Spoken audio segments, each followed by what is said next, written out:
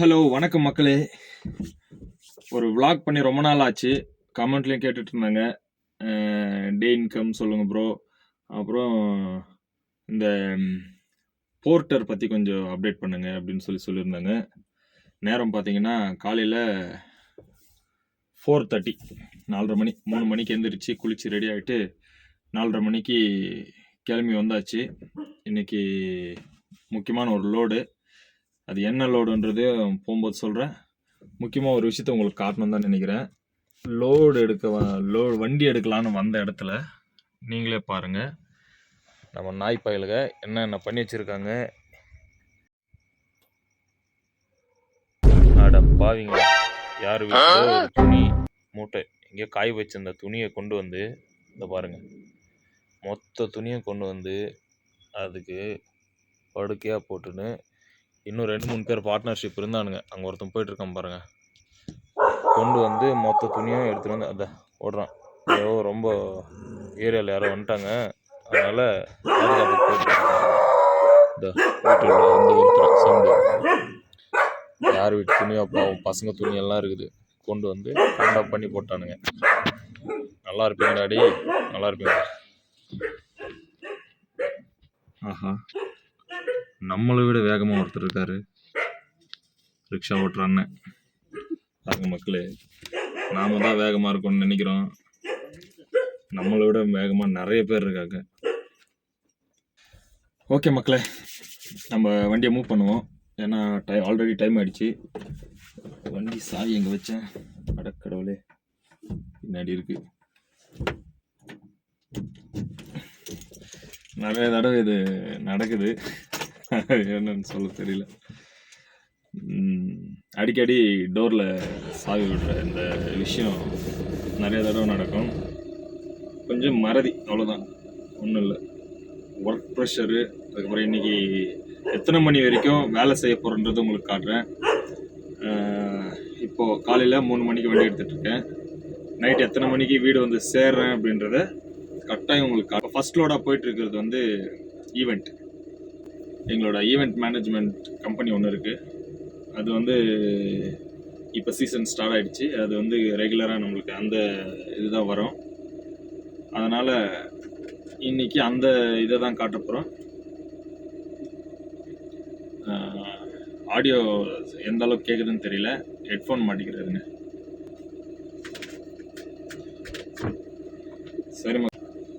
சரி மக்களை, மூவ் பண்ணுவோம். முக்கியமாக சொன்ன மாதிரி இன்னைக்கு முக்கியமாக ஈவெண்ட்டுக்கு தான் போக போகிறோம். அந்த ஈவெண்ட்டோட vlog வந்து இது வரைக்கும் நான் நம்ம சேனலில் போட்டதில்லை, இன்னைக்கு ஃபஸ்ட் டைமாக போட போகிறேன். வண்டியை லோட் பண்ணிவிட்டு உங்களுக்கு வீடியோ கண்டினியூ பண்ணுறேன் மக்களே.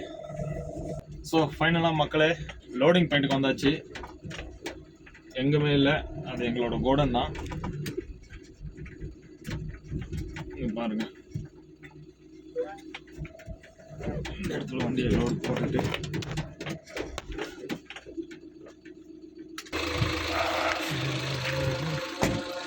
ஒரே இருட்டாக இருக்குன்னு பார்க்காதீங்க, ரொம்ப சீக்கிரம் ஆயிடுச்சு. இன்னும் விடியல் காலத்தால் ஆகலை.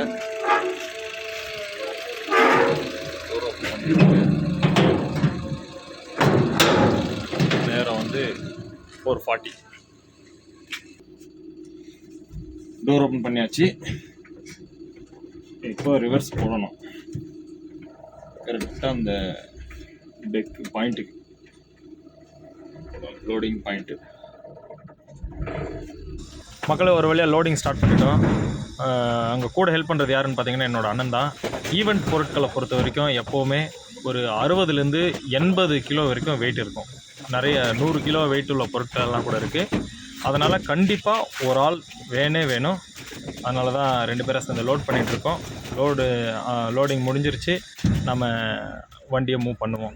வண்டி லோட் ஆகிடுச்சு. எங்கே ஈவெண்ட்டுனா கண்டிராவா ஸ்டுடியோ, சுங்குத் கட்டே, அதாவது நாகர்பாவின்னு சொல்லுவாங்க. அங்கே வந்து நம்ம கன்னட திரையுலகின் சூப்பர் ஸ்டார் ராஜ்குமார் இருக்கிறாங்க இல்லைங்களா, அவரை அடக்கம் பண்ணியிருக்கிற இடம். அந்த இடத்துல தான் ஈவெண்ட் புக் ஆகிருக்கு. நம்ம நம்ம அங்கே தான் போயிட்டுருக்கோம். இன்னைக்கு ஃபுல்லாக இந்த ஈவெண்ட் விலாக் ப்ளஸ் போர்ட்டர் ரெண்டுமே பண்ண போகிறேன். முக்கியமான விஷயம் என்னென்னா, இன்னைக்கு இந்த போர்ட்டரோட நிறைய உள்நுணுக்கங்களை தெரிஞ்சுக்க போகிறோம். அதுக்காக தான் இந்த வீடியோவை மேக் பண்ணுறேன். ஏன்னா கமெண்ட்டில் நிறையா பார்த்துருந்தேன், என்ன போர்ட்டரோட டீட்டெயில்ஸ் வேணும்னு கேட்டிருந்தாங்க. அதை நம்ம அதை இன்னைக்கு இந்த வீடியோவில் பார்ப்போம். டைம் எவ்வளோ தெரியுமா? டைம் 5:30, 5:30 மணி ஆகுது. அப்படியே கண்டினியூவாக வீடியோ கண்டினியூ பண்ணிட்டே போவோம். இன்னொன்று என்னென்னா, இந்த வீடியோ ஃபுல் டே இருக்கிறதுனால ரொம்ப லென்த்தாக போவோம். அப்படின்றதுனால ஷார்ட் அண்ட் ஸ்வீட்டாக இந்த வீடியோவை முடிக்கலாம். மக்களை இப்போ நம்ம மேக்ரி சர்க்கிள், அதாவது டிவி டவர்னு சொல்லுவாங்க, இது தூர்தர்ஷன் டிவி டவர் ஜெய்மால், அந்த இடத்துல தான் இருக்கோம். முக்கியமான ஒரு டிஸ்க்ளைமருக்காக தான் இந்த இடத்தைய நான் vlog பண்ணுறேன். இந்த இடத்துல பாருங்கள், இந்த TV tower, Doordarshan TV tower இருக்கிற இடத்துல நீங்கள் பிளாங்க் ரைட் எடுக்கக்கூடாது. அங்கே லெஃப்ட் மட்டும் தான் காட்டுது, அப்படியே ரைட் எடுக்கக்கூடாது. அப்படி எடுத்தீங்கன்னா கண்டிப்பாக உங்களுக்கு கேஸ் விழும். இப்படி எடுத்தீங்களா, அப்படியே பொறுமையாக பின்னாடி பார்த்து யூடர்ன் பண்ணிக்கிறணும். அதுதான் கான்செப்ட். எதுக்காக சொல்கிறேன் அப்படின்றத நான் உங்களுக்கு சொல்கிறேன். பின்னாடி பார்த்துட்டே பண்ணணும் முக்கியமாக.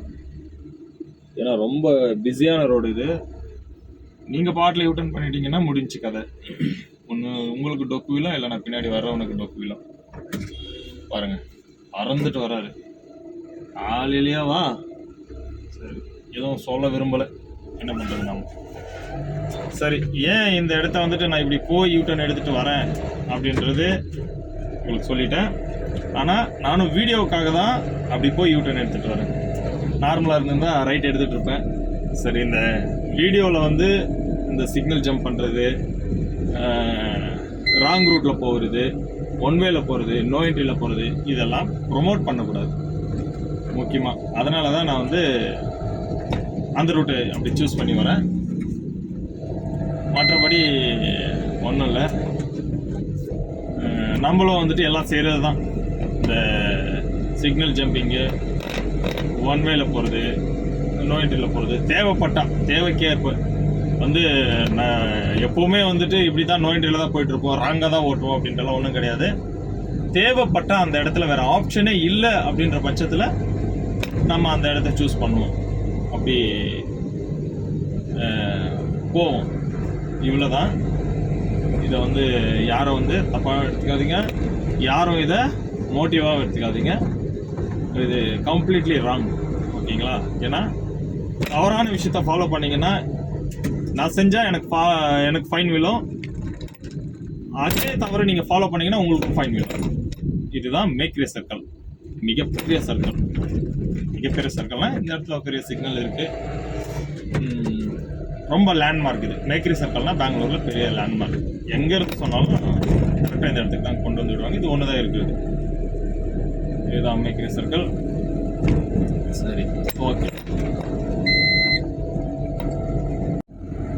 மக்களே, ஓரளவுக்கு பொழுது விடிஞ்சிருச்சுன்னு சொல்ல முடியாது, இளங்காலை பொழுதுன்னு சொல்லுவாங்கள்ல, அதுதான் இது. எனக்கு ரொம்ப பிடிச்ச கிளைமேட் இது.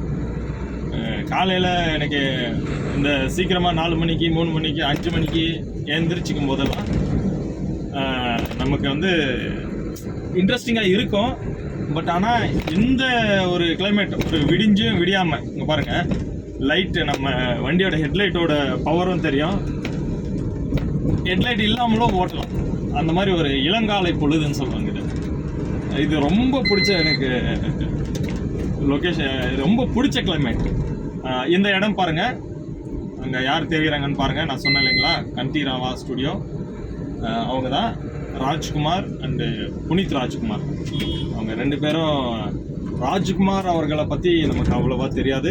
ஏன்னா பழைய காலத்து ஹீரோன்றது மட்டும் கிடையாது, அவரை அந்த அளவுக்கு நம்ம தெரிஞ்சிக்கல. நம்ம வாழ்கிற காலத்தில் புனித் ராஜ்குமார்ன்ற ஒரு மிகப்பெரிய அற்புதமான ஒரு நடிகர் மட்டும் சொல்ல முடியாது, ஒரு மகத்தான மனிதன். மனுஷங்கள்லாம் நிறைய அது மாதிரி பார்க்க முடியாது. அப்படிப்பட்ட ஒரு மனுஷன் இறந்தது இவ்வளோ சீக்கிரமாக இறந்தது நமக்கு ரொம்ப வருத்தமான ஒரு விஷயம். அவங்க 2 பேரோட உடலையும் இந்த இடத்துல தான் அடக்கம் பண்ணாங்க. எங்கன்னா அந்த கண்டீரவா ஸ்டுடியோ.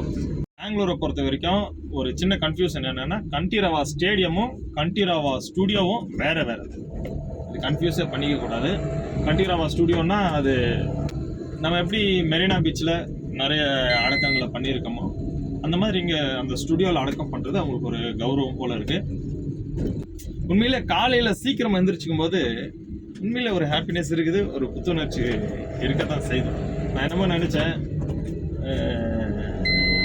நிறைய பேர் சொல்லுவாங்க காலையில் சீக்கிரமாக எந்திரிச்சுக்கோங்க, உங்களுக்கு அது சூப்பரான ஒரு ஃபீலை கொடுக்கும் அப்படின்னு சொல்லும்போது நமக்கு வந்து என்னடா காலையில் அந்த 4 மணிக்கு 5 மணிக்கு ஏஞ்சிக்கும் போது இருக்கும் பாருங்க அந்த கஷ்டம்,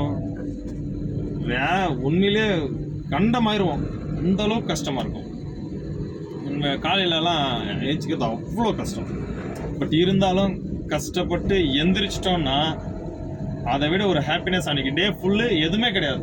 நான் ரொம்ப ஆர்கேஷம் ஆகிட்டேன்னு சொல்லலாம். அந்த அளவுக்கு சந்தோஷமாக இருக்குது, ஜாலியாக இருக்குது காலையில் எந்திரிச்சிக்கிறது. பட் என்னென்னா பசங்களை ஃபேமிலியை வந்து எந்திரிச்சு அவங்கள ஃபஸ்ட்டு தரிசிக்க முடியல அப்படின்றது தான் ஒரு ஃபீல். பட் காலையில் எந்திரிச்சு அந்த ஃபஸ்ட் ஹவர் முதல் மணி நேரத்தை வந்து உழைப்புக்கு கொடுக்குறோம் அப்படின்றது உண்மையிலே சந்தோஷமான விஷயம், இன்ட்ரெஸ்டிங்கான விஷயம், நமக்கு ஆரோக்கியமான விஷயமும் கூட. உண்மையிலே இதை நம்ம ஃபாலோ பண்ணலாம், இதில் தப்பே கிடையாது. காலையில் மக்களே ஃபைனலாக லொக்கேஷனை நெருங்கிட்டோம். இந்த ஒரு லெஃப்ட் எடுத்தோம்னா இங்கே தான் நினைக்கிறேன், உள்ளே போனால் தான் தெரியும். என்னது இது? இது ஸ்கூல் ஈவெண்ட்டுன்னு நினைக்கிறேன். ஆமாம், அங்கே தான் வந்து என்னமோ டெக்கரேஷன்லாம் பண்ணி வச்சுருக்காங்க.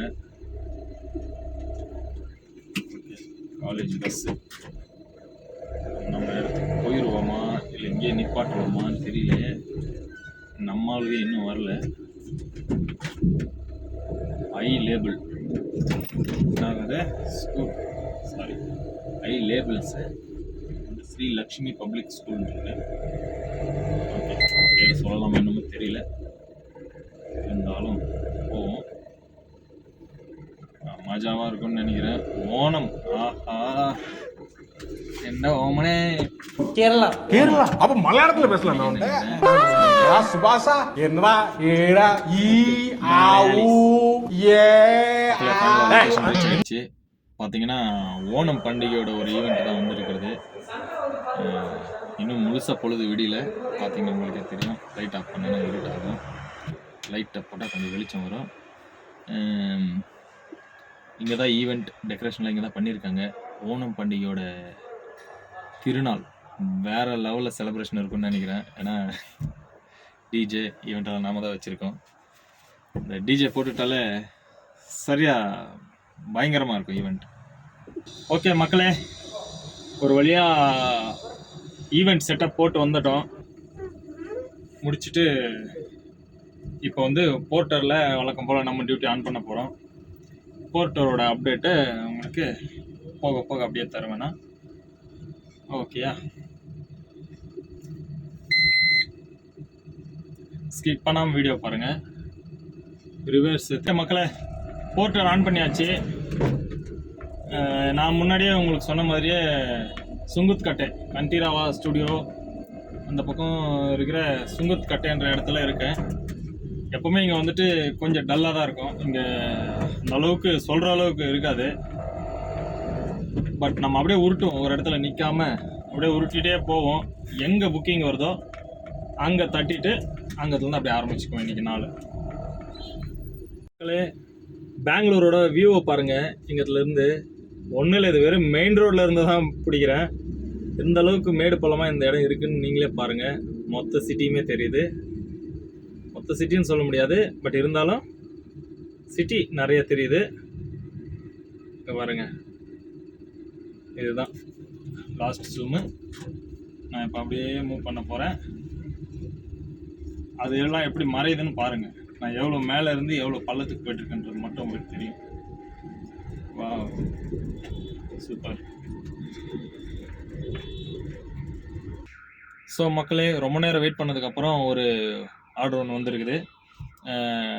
ஆனால் முக்கியமான விஷயம் என்னென்னா, இது போர்ட்டரில் கிடையாது. வழக்கம் போல் போர்ட்டர் வந்து வெயிட் பண்ணி கை விட்டுட்டான்.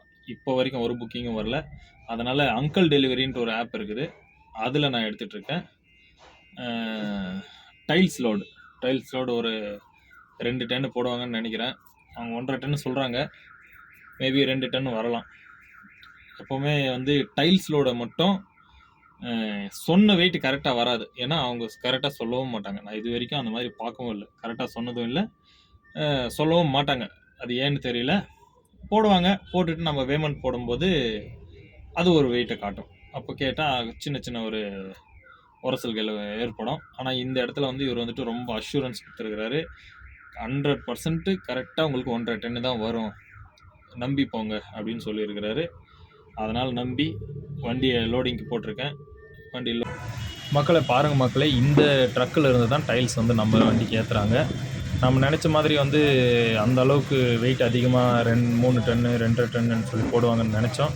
பட் அந்த அளவுக்கு லோடு போடலை, மீடியமாக தான் போட்டுட்ருக்காங்க. பட் இவங்களை நம்பி வந்ததுக்கு சரியாக தான் போட்டுட்ருக்காங்க. வடக்கன்ஸ் தான் இங்கேயே லோட் பண்ணுறாங்க, அதை மறந்துடாதீங்க.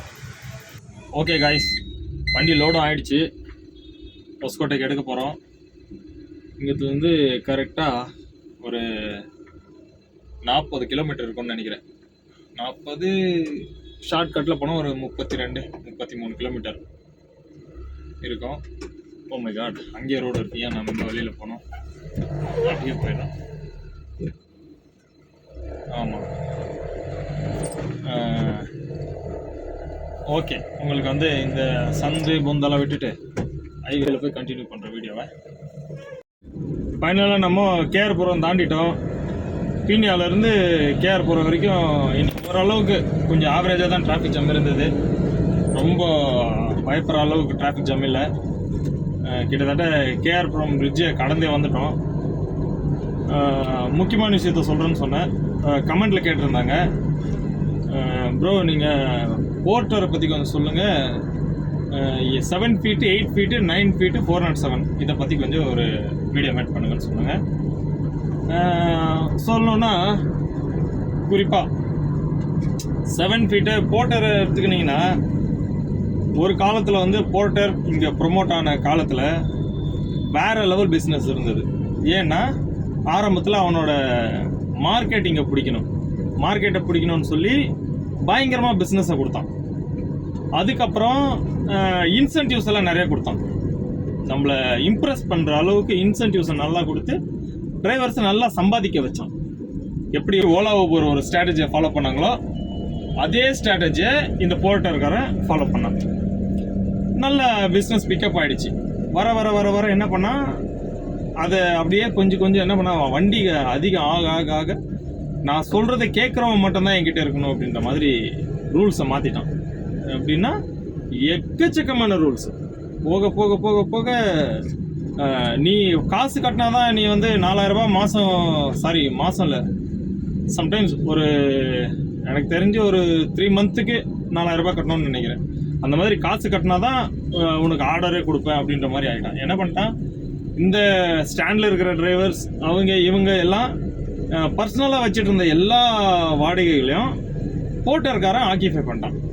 எப்படின்னா அவங்களுக்கு டிஸ்கவுண்ட் கொடுக்கறது, நிறைய டிஸ்கவுண்ட்டுங்க அது இதுன்னு கொடுத்து அவங்கள கஸ்டமர்ஸ் இம்ப்ரெஸ் பண்ணிட்டான். கஸ்டமர்ஸ் அவங்க என்ன பண்ணுறாங்க, நீங்கள் கொடுக்குறத விட நீங்கள் கோட் பண்ணுற ப்ரைஸை விட போர்ட்டர் ரொம்ப கம்மியாக ப்ரைஸ் கோட் பண்ணியிருக்கான் அப்படின்னு சொல்லி அவங்ககிட்ட எகிரிட்டாங்க, ஜம்ப் ஆகிட்டாங்க. இப்போது அவங்ககிட்ட நிறைய கிளைண்ட் ஆகிட்டாங்க.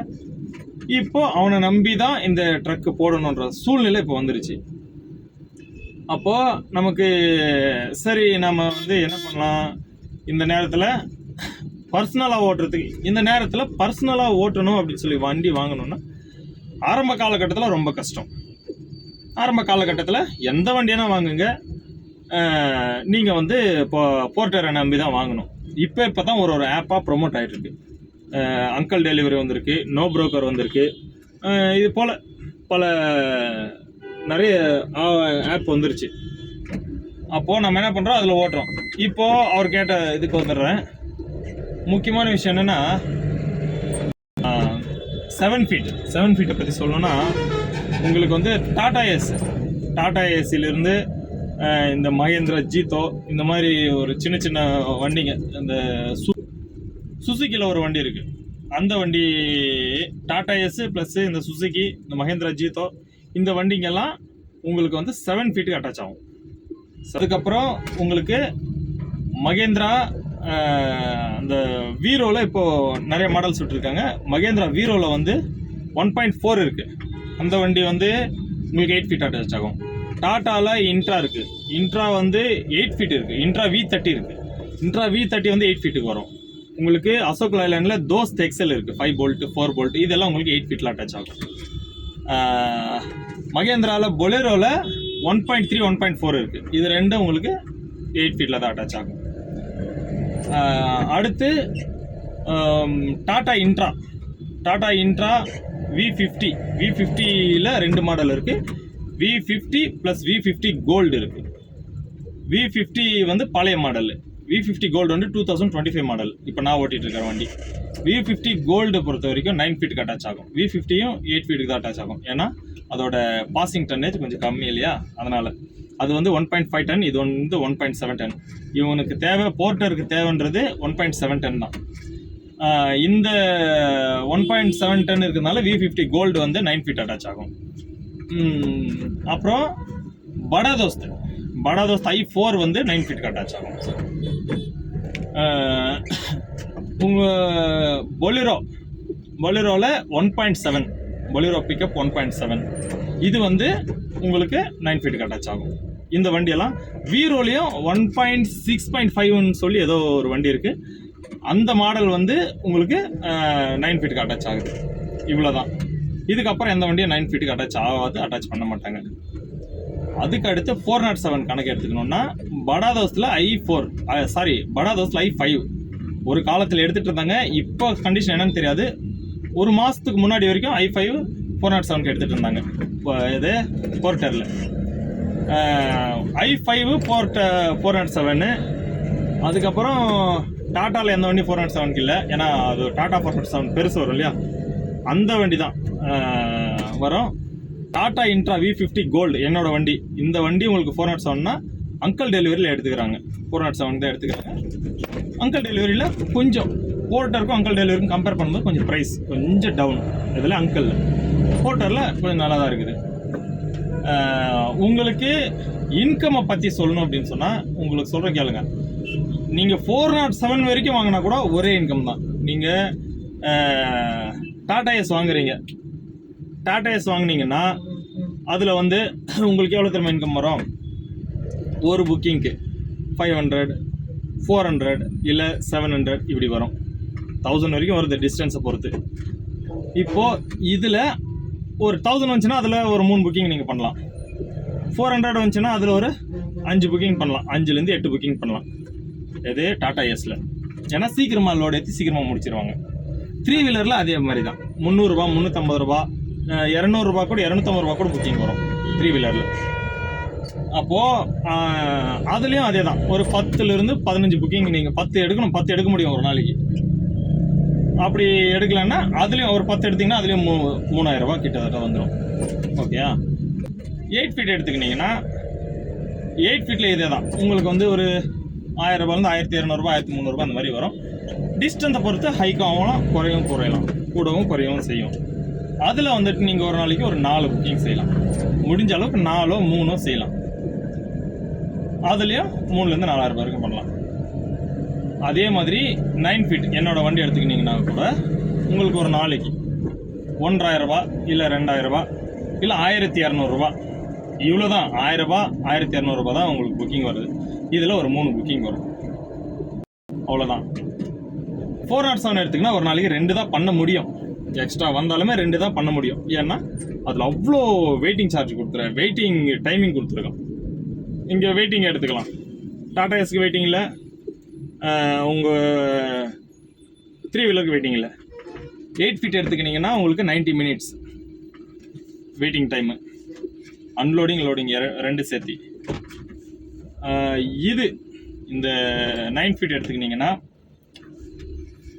110 மினிட்ஸ் 130 மினிட்ஸ் போனால் 2 மணி நேரம் 10 நிமிஷம்.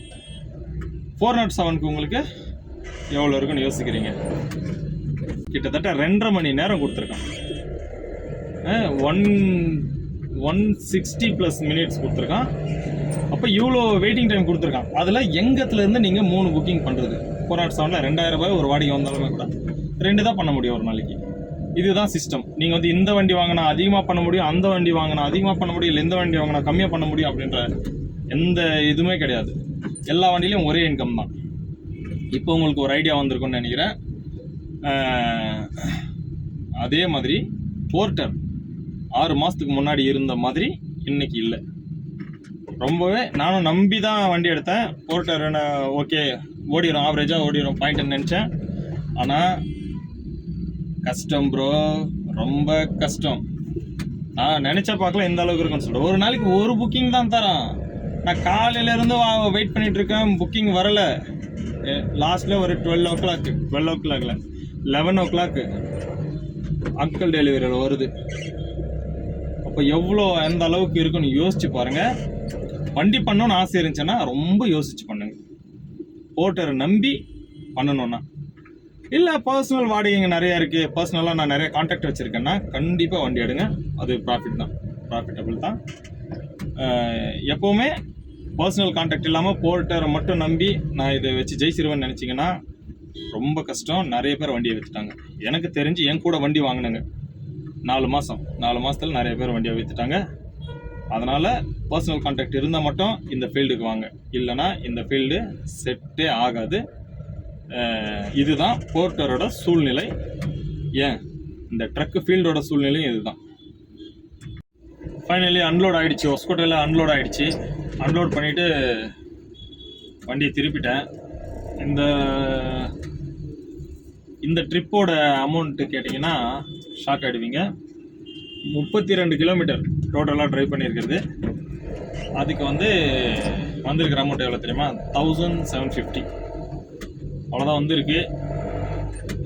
இது நார்மலாக லைன் ஓட்டுறவங்களுக்கோ இல்லை சிட்டியில் பர்சனல் வாடகையே ஓட்டுட்டு இருக்கிறவங்களுக்கோ பார்த்தா ரொம்ப ஷாக்காக இருக்கு. ஏன்னா இவ்வளோ கம்மியாக வராங்கன்னு சொல்லி. வெறும் போர்ட்டர் இதை மட்டுமே நம்பி இருக்கிறவங்களுக்கு இது கொஞ்சம் ஓகே அப்படின்னு தான் தோணும். ஏதோ ஒரு ஆர்டர்ன்றது வந்துச்சு அப்படின்னு தோணும். மற்றபடி vlog அப்படியே கண்டினியூ பண்ணுறேன். எதுக்கு அப்படின்னு சொன்னால் இன்றைக்கி எத்தனை மணி வரைக்கும் நம்மளோட வேலை போக போகுது அப்படின்றத காட்டுறதுக்காகவே காலையில் 3 மணிக்கு எடுத்திருக்கோம். நைட்டு எத்தனை மணி வரைக்கும் போக போகுது அப்படின்றத காட்டுறதுக்காக தான் இந்த vlog. ரொம்ப லாங்காக இருக்க போது முடிஞ்ச அளவுக்கு சுருக்கி வீடியோவை போடுறேன். ஓகே மக்களே, நேரம் பார்த்தீங்கன்னா சரியாக 6 மணி. ஏன் இதை சொல்கிறேன்னா, காலையில் 3 மணிக்கு ஸ்டார்ட் பண்ண வண்டி இன்னமும் நிற்கலை. இப்போ 6 மணி. காலையிலே அப்போயே சொன்ன மாதிரி பீனியாவிலேருந்து ஒஸ்கோட்டை போயிருந்தேன். ஒஸ்கோட்டையிலேருந்து இங்கே பில்லானா கார்டனுக்கு ஒரு லோடு கிடச்சிது. சரி நம்ம ஏரியாவுக்கு போகிற வழி தானே அப்படின்னு சொல்லி மிஸ் பண்ணிடக்கூடாதுன்னு சொல்லிவிட்டு அந்த லோடை எடுத்துகிட்டு வந்துட்டேங்க. ஒரு பக்கம் தூக்கம் கண்ணை கட்டுது. இருங்க, ஒரு பக்கம் தூக்கம் கண்ணு கட்டுது, ஒரு பக்கம் பாடி வேறு கொஞ்சம் அசதியாக இருக்குது. ஏன்னா காலையில் 3 மணிக்கு ஏஞ்சிக்கிறது வாஸ்தவம் தான், காலையில் சுறுசுறுப்பாக இருக்க வேண்டியதும் வாஸ்தவம் தான். ஆனால் அதுக்கு ராத்திரி சீக்கிரமாக தூங்கணும். நேற்று ராத்திரி நான் தூங்குனது 1 மணி. 1 மணிக்கு தூங்கி 3 மணிக்கு ஏஞ்சி டியூட்டிக்கு வந்தேன். அதனால தான் இன்றைக்கி டயர்டாக இருக்குது. மற்றபடி சீக்கிரமாக தூங்கி ஏஞ்சிருந்தா இந்த அளவுக்கு டயர்டாக இருந்திருக்காது. அது மட்டும் இல்லை, இன்னும் முடியலை, இன்னும் இருக்குது. எத்தனை மணிக்கு முடியுன்றது சொல்லவே முடியாது. கண்டிப்பாக எண்டில் உங்களுக்கு ஒரு வீடியோ கண்டிப்பாக போடுவேன். இந்த வீடியோவோட எண்டு இன்றைக்கோட டியூட்டி எண்ட் ஆகிற டைமில் தான் இருக்கும். அதை நீங்களே பார்ப்பீங்க. உங்களை வந்துட்டு அடுத்த லோடில் சந்திக்கிறேன். மக்களே, அடுத்த ட்ரிப்புக்கு வண்டி லோட் ஆகிடுச்சு. இப்போ நேரம் பார்த்தீங்கன்னா நைட் 8 மணி. இந்த லோடை முடிச்சுட்டு நாம் வந்துட்டு மறுபடியும் வந்து அங்கே காலையில் ஓணம் பண்டிகைக்கு போட்டோம் இல்லையா, அந்த செட்டப்பை ரிமூவ் பண்ண நம்ம உடனே கிளம்பணும். இந்த லோடு எடுத்துகிட்டு போய், இது வந்து கணேஷா ஃபெஸ்டிவல் லோடு தான் இது, அங்கே எடுத்துகிட்டு போய்ட்டு அங்கே செட்டப் போடணும். இந்த லோடோட டைம் தான் ரொம்ப எக்ஸ்டெண்ட் ஆகும். விடிய வேலை நடக்கும்னு நினைக்கிறேன். மக்களை இப்போ பார்த்தீங்கன்னா டைம் வந்து சரியாக 10 மணி, ராத்திரி 10 மணி. காலையில் ஒரு செட்டப் போட்டோம் இல்லைங்களா, அந்த ஈவெண்ட்டோடது, அந்த செட்டப்பை வந்து இப்போ ரிமூவ் பண்ணி பேக்கப் பண்ணி கொண்டு வர போயிட்டுருக்கேன். இது முடிச்சுட்டு மறுபடியும் இன்னொரு லோடு இருக்குது, அதையும் முடிக்கணும். ஏன் ப்ரோ இவ்வளோ கஷ்டப்படுறீங்க, இன்னொரு வண்டி எடுத்துக்கலாம் இல்லையா அப்படின்னா, அந்த கம்ஃபர்ட் கிடைக்காது நமக்கு. இன்னொரு வண்டி புக் பண்ணிக்கணுன்னா அந்த கம்ஃபர்ட் கிடைக்காது. அதனால் எல்லா லோடும் ஒரே ஆள் அடிக்கிற மாதிரி ஆயிடுச்சு. காலையில் 3 மணிக்கு எழுந்திரிச்சேன். மத்தியானம் தூங்கியிருந்தா கொஞ்சம் 2 ஹவர் ரெஸ்ட் எடுத்திருந்தா டென்ஷன் இருந்திருக்காது. பட் இப்போது கொஞ்சம் கண்ணெல்லாம் எரிச்சல் எடுத்துக்கிச்சு. இது பேக்கப் பண்ணிவிட்டு போகிறதுக்கு எப்படி ஒரு 12 மணி ஆகிடும். அப்படி இருக்கும்போது இன்னொரு லோடு, அது எத்தனை மணிக்கு ஆகும்னு சொல்ல முடியாது, அதுவும் இருக்குது. அது முடிச்சுட்டு கொஞ்சம் செட்டப் வேலையும் இருக்குது. அது முடிச்சுட்டு கண்டிப்பாக காலையில் 3 மணி இல்லை 4 மணி ஆகிடும்னு நினைக்கிறேன். ஆயிடுச்சுன்னா நாளைக்கு ஃபுல் டே ரெஸ்ட் எடுக்க வேண்டியது தான். பட் நாளைக்கும் லோடு வந்துட்டால் ரெஸ்ட் எடுக்க முடியாது. எதுக்காக இவ்வளோ கஷ்டப்படுறீங்க அப்படின்னு கேட்டிங்கன்னா, எல்லாமே ஒரு டார்கெட்டை நோக்கி தான் ஓடிட்டுருக்கோம். எந்த பின்புலமும் இல்லாமல், எந்த சப்போர்ட்டும் இல்லாமல் தனி மனிதனாக ஓடும்போது இந்த அளவுக்கான எஃபர்ட் கண்டிப்பாக போட்டாகணும். அது மட்டும் இல்லாமல் பசி இருக்கும்போது தான் சாப்பிடணும். சோறு கிடைக்கும்போது சேர்த்து வச்சுக்கணும் அப்படின்றதுனால தான்.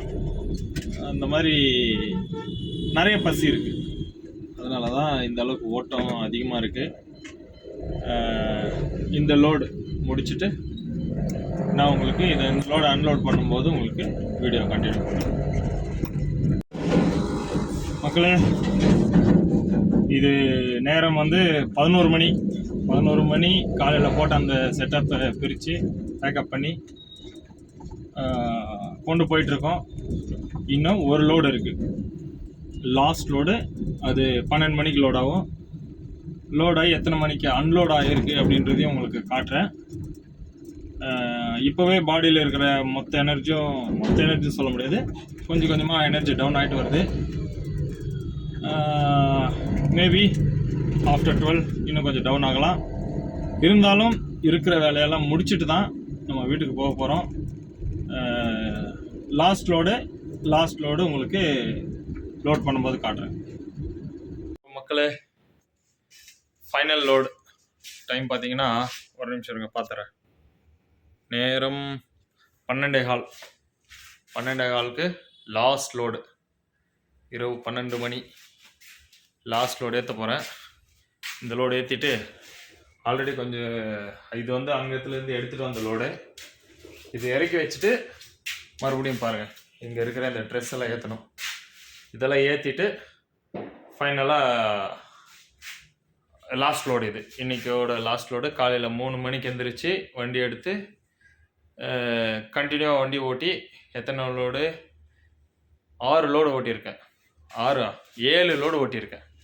7 லோடில் இது லாஸ்ட் லோடு. அது மட்டும் இல்லாமல் இதுக்கப்புறமா வேலை இருக்குது, அது உங்களுக்கு அங்கே போய் கண்டினியூ பண்ணுறேன். மக்களே, ஃபைனலாக லாஸ்ட் லோடு. மூஞ்சி ரொம்ப டயர்டாக தெரியும்னு நினைக்கிறேன். நல்லா ரணகலம் மூஞ்சில் நல்லா காட்டி கொடுக்கும். காலையில் எடுத்த வண்டி காலையில் 3 மணிக்கு எடுத்தது. இப்போ டைம் எவ்வளோ தெரியுமா? கிட்டத்தட்ட 3 மணி தான். பாருங்கள், நேரம் எவ்வளவு என்று மட்டும் பாருங்கள். 1 எவ்வளோ டைமு 1:53. இப்போ தான் அன்லோட் ஆகிருக்கு வண்டி. ஒரு வழியாக 2 மணி ஆகிடுச்சு, வண்டி அன்லோட் ஆகிடுச்சு. மொத்தம் எவ்வளோ? 6 லோடு. 7 லோடு. 7 லோடு இன்றைக்கி ஓட்டியிருக்கேன். காலையில் 3 மணி தொடங்கி நைட்டு 2 மணி வரைக்கும் ஏறக்குறைய 24 மணி நேரம் ஓட்டியிருக்கேன். மொத்த எனர்ஜியும் ட்ரை ஆகிடுச்சு அப்படின்னு நினைக்கிறோம். ஆனால் இதுக்கப்புறம் தான் இருக்கிறதே கிளைமேக்ட் அப்படின்ற மாதிரி பாருங்கள். இதுக்கப்புறம் எவ்வளோ வேலை இருக்குன்னு சொல்லி பாருங்க. இது எல்லாம் காலையிலக்குள்ளே 2 மணிலேருந்து காலையில் 6 மணிக்குள்ளே எல்லாத்தையும் செட்டப் பண்ணி நிறுத்தணும். இதில் லைட்டுங்களையும் போடணும், இதில் ஒயரிங்களையும் போடணும்.